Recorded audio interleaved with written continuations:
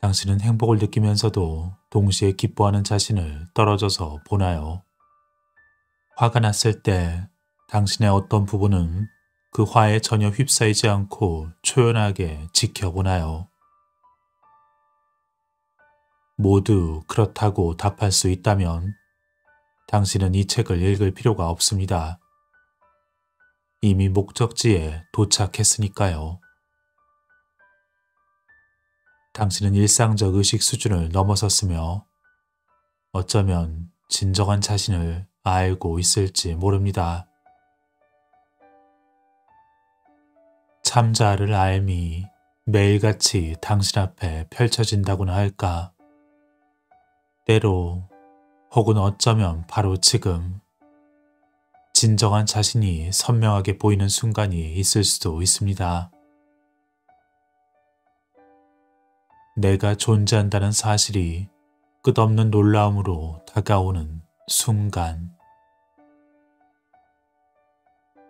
깨어나서 주위를 둘러보면 사람들은 기쁠 때 그저 기뻐하고 화날 때 그저 화를 냅니다. 하지만 당신은 그렇지 않습니다. 당신은 그 너머를 봅니다. 물론 30년 전엔 나조차도 내 일부분이 깨어나 초연히 나를 지켜본다는 것은 꿈도 꾸지 못했습니다. 당시엔 마음 챙김이라는 단어조차 알지 못했고 사람들에게 있어 명상은 무언가 이상한 것으로 여겨졌으니까요. 상위의식에 대한 공부는 비판적이고 회의적이었죠. 나 또한 한 가족의 생계를 책임진 의사로서 매일 과중한 업무에 시달렸죠. 환자가 호전되었을 때 나는 기뻐하는 내 자신의 모습을 지켜보았던가. 누구의 실수에 대해 불같이 화를 냈을 때 나의 일부가 초연한 목격자처럼 그 모습을 지켜보았던가. 다른 사람들과 마찬가지로 저도 전혀 아니었습니다. 나 또한 어떤 의심도 없이 그저 기뻐하거나 그냥 화를 냈습니다. 하지만 어려서부터 접했던 인도 철학과 카톨릭 덕분에 나는 조금의 실마리를 가지고 있었죠. 우파니샤드에 따르면 인간의 마음은 가지 위에 앉아있는 두 마리 새와 같다 했습니다. 한 마리가 나무의 열매를 맛있게 먹는 동안 다른 한 마리는 그 모습을 사랑스러운 듯 지켜보죠. 예수님께서는 제자들에게 세상 안에서 세상과 다르게 있으라 말씀하셨습니다. 우리가 깨어나 실상을 목격하면 존재의 불가사의함을 마주하게 됩니다. 그리고 그것을 친근하고 사적인 것으로 느끼죠. 스스로가 존재하지 않는다면 어떤 미스테리도 없을 테니 말입니다. 어쩌면 이런 이야기들은 우리의 일상과 너무나 괴리가 되어 있죠. 매일 눈 뜨고 일어나 일터로 향하는데 거기에 무슨 존재의 불가사함이라니. 대부분 그것에 회의적일 수밖에 없는 것이 당연합니다. 우리에겐 보는 것이 믿는 것이기 때문입니다. 당장 수많은 문제를 해결해야 하니까요. 하지만 그때 우리는 미스테리의 가장자리에 서게 됩니다. 우리가 행동을 할 때 그 행동은 과연 누가 결정하는 것일까요? 그 결정을 내리는 누군가는 뇌가 될 수는 없습니다. 왜냐하면 뇌는 중추신경계의 그 어느 부분을 사용할지엔 관심도 없기 때문이죠. 불수의적 기능 면에서 살펴보면 마라톤을 할 때 뇌가 심장 박동수를 올리는 것은 맞습니다. 하지만 애초에 마라톤을 하겠다고 마음먹는 것은 바로 당신입니다. 그럼 이 당신이란 무엇인가요? 이 질문으로 현실이 무너질 수 있습니다. 어느 순간에든 어떤 신경계를 사용할지 결정하는 것은 당신. 따라서 당신은 그 어느 쪽에 피조물일 리가 없죠. 이 단순한 사실을 알게 되면 당신은 드디어 자기 인식의 길로 들어선 것입니다. 기뻐하면서 동시에 기뻐하는 자신을 지켜볼 수 있게 되고, 화를 내는 순간에도 화에 전혀 휩쓸리지 않고 자기를 경험할 수 있게 됩니다. 이런 변화의 이유는 단순합니다. 삶의 기계적 측면을 넘어서 진정한 자기 자신의 정체에 대해 눈을 뜬 것입니다. 당신은 뇌와 육체가 아닌 뇌와 육체를 사용하는 자, 이 육체에 깃든 여행자, 그 어떤 생각도 까마득히 넘어선 생각하는 자입니다. 진짜 당신은 시공간을 초월합니다. 당신이 참 자아와 동일시하기 시작하면 문자 그대로 세상 안에서 세상과 다르게 있으라는 예수님의 말씀을 완벽하게 구현하는 것입니다. 그리스어 메타는 초월을 의미하며, 보는 것이 믿는 것인 이 세계를 넘어서는 것이 메타 현실이며, 당신의 현실이 메타 현실이 될 때 당신은 메타 휴먼입니다. 우리가 낡은 사회적 관습을 따르며 체제 수능적 생각을 받아들일 그 어떤 이유도 사실 없습니다. 이 모든 것들은 일종의 함정입니다. 그 결과는 역사적으로 늘 겪어왔던 더 많은 갈등과 전쟁, 폭력, 차별이었죠. 우리는 감옥에 들어가기를 스스로 선택한 셈이었습니다. 간수이자 동시에 죄인이라는 이 역설은 인류에게 엄청난 고통을 야기했습니다. 이것을 끝낼 방법은 메타 휴먼으로 넘어가는 것. 하지만 메타 현실에 닿기 위해 어디론가 가야 할 필요는 없습니다. 마치 나뭇가지 위 두 마리 새처럼 삶이라는 축제를 즐기며 동시에 초연히 지켜보는 것이죠. 하지만 그 관찰자는 지금껏 무시되고 억압되고 간과되고 평가절하되어 왔습니다. 그것에서 벗어나 당신을 메타 휴먼으로 만들어줄 그 변용을 세상의 영성에선 깨어남이라 부릅니다. 그 깨어남 후에 메타 휴먼의 상태로 올라선다면 지난날의 자신은 삶의 무한한 가능성을 거의 의식하지 못한 일종의 몽유병 환자였던 것처럼 보일 것입니다. 깨어남이란 완전한 자기 각성입니다. 좁은 하나의 채널의 주파수를 맞추는 대신 전체의 주파수 대역에 자신을 열어두는 것입니다. 그것은 마치 한 알의 모래에서 세상을 보는 것과 같습니다. 하지만 이렇게 표현한들 오직 존재하는 그 실제는 묘사가 불가능하며 직접 경험해 볼 수밖에 없습니다.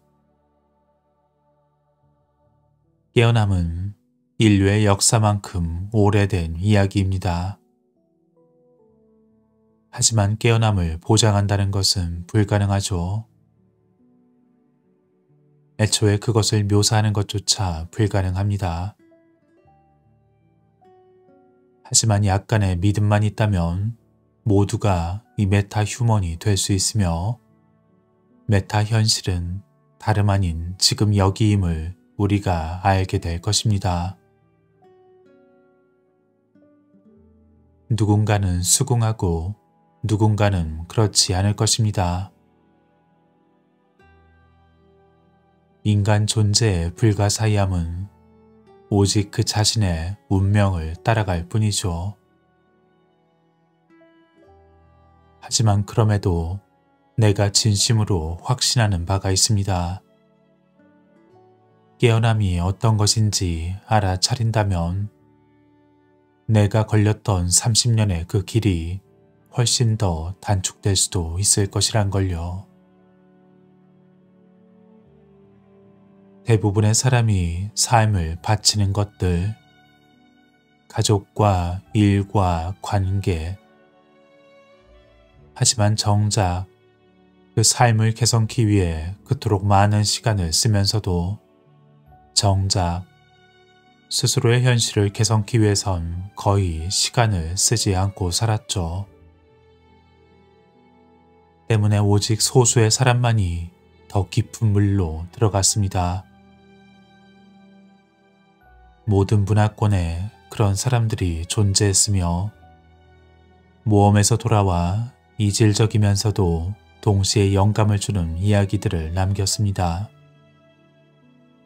내 이웃을 내 몸처럼 사랑하라니 얼마나 고무적인 말인가요? 하지만 대체 누가 정말로 그렇게 한단 말인가요? 신의 사랑이 무한하다 한들 그것이 우리의 현실에서 바로 적용되는 것 같지는 않습니다. 손에 꼽을 만큼의 사람들만 성인으로 추앙받거나 더 높은 확률로 미친 사람 취급을 받던지 아니면 세상에 적용하기엔 너무 이상적이라며 그냥 무시되어 왔죠. 하지만 한 가지만은 의심의 여지가 없습니다. 개인적 현실이란 전체 게임이 진행되는 무대입니다.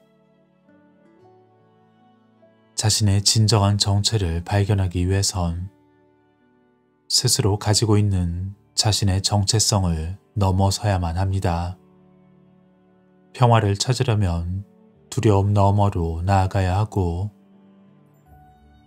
무조건적인 사랑을 경험하려면 조건부 사랑을 넘어야만 합니다.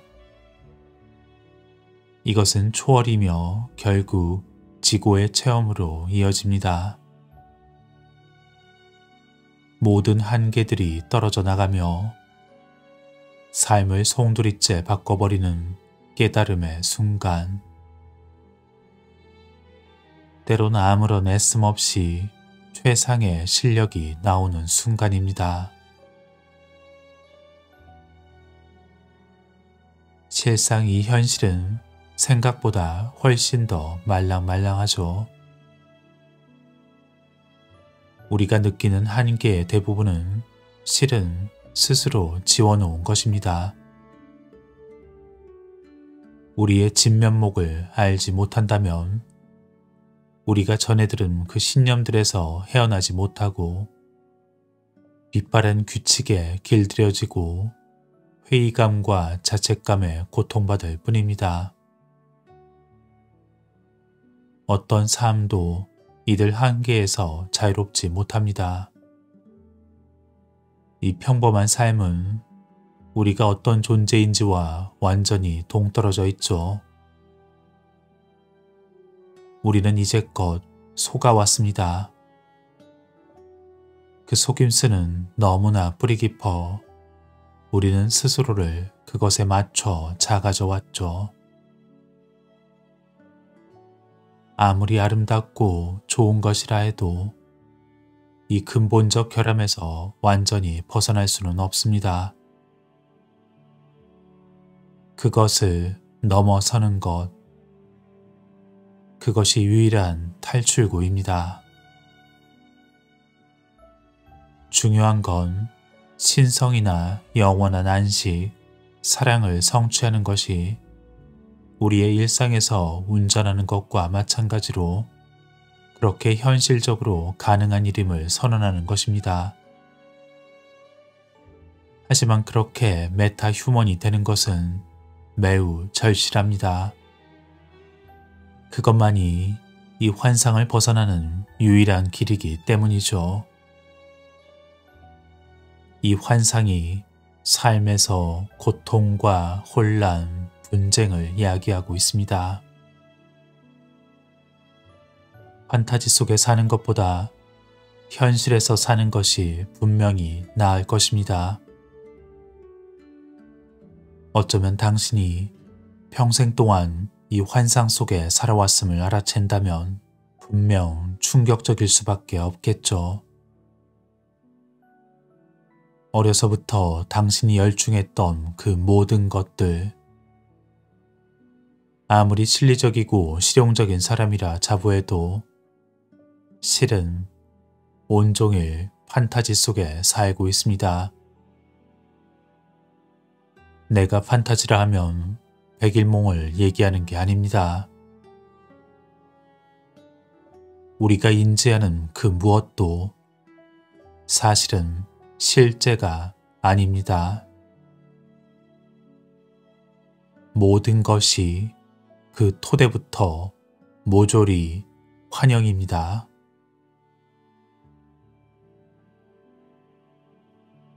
실상 우리가 본다 생각하는 모든 것은 결국 뇌 안에서의 작업입니다. 시각 피질에 닿는 그 어떤 신호도 그림의 형태, 실상 3차원인 경우는 없습니다. 우리가 세상의 모습이라 받아들이는 그 그림은 마음이 짜 만들어낸 것이죠. 우리의 코 속 신경이 어떻게 떠다니는 분자들을 장미향과 쓰레기 냄새로 바꾸는지는 설명이 불가능합니다. 이 3차원적 세상 전체가 설명이 불가능한 일종의 마술 같은 속임수에 근거하지만 한 가지 분명한 건 그것이 실제의 진정한 모습은 아니라는 사실입니다. 일체가 마음이 만들어내는 것입니다. 어떤 이들은 분명 내 말을 끊고 수정하려 들 것입니다. 우리가 지각하는 이 세상이 마음이 아니라 뇌가 만들어내는 것이라고요. 하지만 정말 그럴까요? 뇌의 입장에서 보면 책 위의 글자들은 검정 얼룩에 불과하죠. 우리가 글자를 배우지 않았다면 그것은 무의미한 얼룩들에 불과합니다. 우리가 그 글자를 배운 뒤에라야 비로소 의미가 부여되는 것입니다. 마음이 읽는 법을 배우는 것이지 뇌가 배우는 것이 아닙니다. 우리가 보고 있는 그 어떤 것이든 느릅나무든 벨기에 초콜릿이든 그건 모두 마음이 의미를 부여했기에 의미를 갖는 것입니다. 뇌는 그저 정보만을 처리할 뿐이죠. 날 때부터 시력이 없던 이들이 시력을 회복하는 경우가 있습니다. 그들에겐 종종 이 현실의 실체를 꿰뚫어 볼 수 있는 단서가 보이곤 합니다. 그들에겐 저 멀리 떨어져 있는 소와 가까이 있는 고양이가 같은 크기로 느껴지고 계단을 바라보면 입체감 없이 마치 벽에 그려진 그림처럼 보이곤 합니다. 그 새롭게 눈을 뜬 사람이 아직 가지지 못한 건 우리 모두가 나을 때부터 배워왔던 일상 현실을 빚는 방법입니다. 즉 우리는 현실이 우리 눈에 보이도록 빚고 있었던 것이죠. 사물이 원근법에 의해서 실제로 어떻게 보이는지를 자동적으로 차단시키며 마음은 끊임없이 정보를 보정하고 있습니다. 그리고 이런 시야뿐만 아니라 우리가 지각하는 모든 것이 보정되고 있다는 것이죠. 정원에 떠다니는 분자들은 향기로 보정되고 진동하는 공기의 파동은 소리로 보정되고 이렇게 우리는 마음이 만들어낸 이 세계를 벗어날 수 없습니다. 이렇게 인간으로 존재함은 영광인 동시에 위험천만한 일인 것이죠.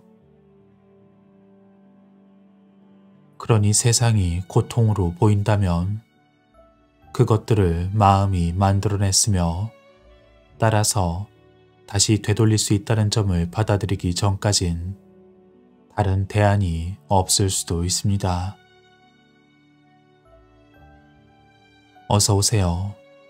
여긴 환영의 집입니다. 환영이 우리를 속이기 위해서 인간의 마음은 모든 것을 뿌리부터 자신에게 맞추어 만들어내고 있습니다.